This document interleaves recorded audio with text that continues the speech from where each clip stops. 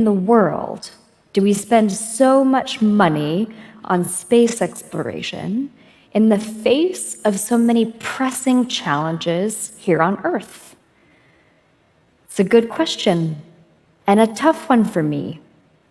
Should we be building a future life in space? I want to argue yes and tell you how. I do believe in the beauty of space exploration for the sake of new knowledge, because the little that we do know about our universe pales in comparison to what we do not yet know. And in some ways, it's in my blood. My parents are both pilots. My dad was an A-10 fighter pilot, and my mom was one of the first women to ever fly for the United States Air Force. And 14 years ago, I floated in microgravity like an astronaut for the first time. This inspired me to work in aerospace for the rest of my life. But space exploration does so much more than just inspire. Our space program has routinely delivered breakthrough innovations. The Apollo program gave us the foundation of modern computing. The International Space Station gave us LASIK eye surgery, contributed to that amazing technology. And now new technologies are coming online to enable life-saving biotech in orbit and even deliver energy from space. What makes all of this possible? In the last 15 years, the cost to get to space has dropped dramatically, from over $50,000 a kilogram in the NASA shuttle era to now under $200 a kilogram with SpaceX's Starship coming online.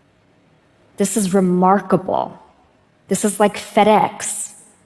If you can ship something around the world, you can ship it to space. But the precursor space station, where so much of this amazing work has been taking place, the International Space Station, it's getting old, it's very cramped, and worse, it's about to be shut down. It's going to be decommissioned in 2030, 2031. We need new infrastructure, and we need it fast. Unfortunately, current in-space construction is quite slow, difficult, and dangerous. This is a diagram of all of the pieces of the International Space Station, and they were assembled over 15 years like this, by astronauts doing incredibly courageous and risky maneuvers in bulky spacesuits, basically building some of the most advanced technology known to humankind by hand. This hand-built method doesn't scale. Even if the cost to go to space dropped even more dramatically tomorrow, we only have room for about 14 humans in orbit, period. The bottleneck isn't rockets anymore, it's real estate. And we need a new solution for how to build in orbit and scale up space infrastructure for the public good. 9 years ago, I started working on this problem. Could we learn from nature, from plants and proteins that self-assemble at a small scale, and adapt us to the grandest scales in space? We know that when you're in free fall around a planet, you have the sensation of zero gravity. In that environment, forces like magnetism can bring together vast objects with ease. So first at MIT, and now at Ariel Institute, my team and I have invented a system to do just this, to grow space structures in orbit using autonomous robotic self-assembly. The idea behind the method is to allow us to build reconfigurable space stations that are bigger than our biggest rockets. Based on my MIT PhD, we use electropermanent magnets very special, strong magnets that bring the modular tiles together to dock, to rendezvous. Essentially, think about space Legos with magnets that click, click, click, click into place. Tesserae, what we call this space habitat, is a self-assembling structure.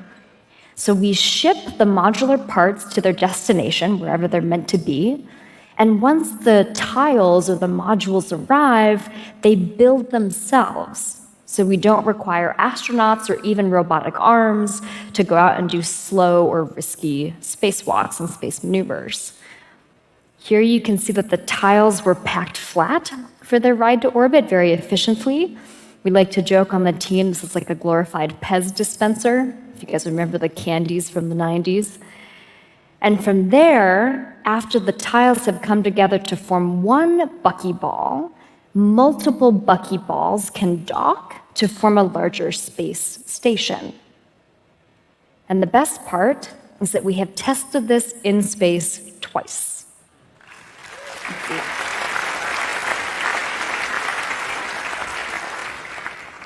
So here you can see Michael Lopez Alegria on orbit inside the International Space Station, helping us test the code and the timing and the pacing for dynamic robotic self-assembly in orbit. From here, we build and fly and test, we iteratively prototype, we simulate the physics to be able to fine-tune the construction method. And last year, we built a human-scale mock-up of our space habitat, and we brought it on a road show across the country. What we hope to communicate to the public with these interiors is a life worth living in space, or at least worth commuting to. Once we're in space, we can use the really unique environment of the vacuum, of microgravity, to manufacture things that can't be made on Earth. In low Earth orbit, we're working with partners to use the Tesserae construction technology to assemble large volume, high throughput biotech factories. It turns out that in microgravity, protein crystals grow differently, certain types of tissues grow faster or mature better, and we can even do novel drug discovery in a way that we can't do under the conditions of Earth gravity. We know that certain key biological samples behave differently in space, particularly when they're floating. So whether it's exceptional quality organoids for testing Alzheimer's drugs or cancer drugs, or artificial retinas that would cure macular degeneration, these therapies will be made in space, stabilized, and brought back down to Earth. A little bit further out, between Earth and the sun, we're working to see if we can help startup energy companies self-assemble thousands of solar panels in orbit above the atmosphere. Now, what this would allow us to do is capture raw, unfiltered sunlight and beam it anywhere on Earth, even at night. This is like a flashlight from space, and it would fundamentally solve the storage problem for solar power, allowing us to deliver abundant green energy to the surface of the Earth. Thank you. Thank you. These are some of the most responsible ways that we could use space technology in service of Earth. My team and I have been working on an idea passionately, known for decades in science fiction as off-worlding. Not off-worlding the humans, but off-worlding the heavy industry. We could let Earth recover as a garden planet for generations to come and use space infrastructure to do that off-worlding. And this future is a lot closer than you may think. While space travel definitely feels rarefied, and in many ways it certainly still is, I bring dozens of people with me every year into microgravity on parabolic flights. This is how NASA trains astronauts, affectionately known as the Vomit Comet. It's more fun than it sounds. And this is how we are training the new space generation. We're building architecture to welcome more people to orbit, whether it's for a long weekend to see the planet from space for the first time, or maybe for a career scientist to commute for a decade to work on a major breakthrough. Rockets like Starship enable us to dream really big, to be able to get enough mass of tesseract tiles and enough people into orbit to be able to fundamentally scale up space infrastructure for the public good. We know that the business case for space is here. Governments are investing in space-based solar power. Companies are investing in zero-G biotech.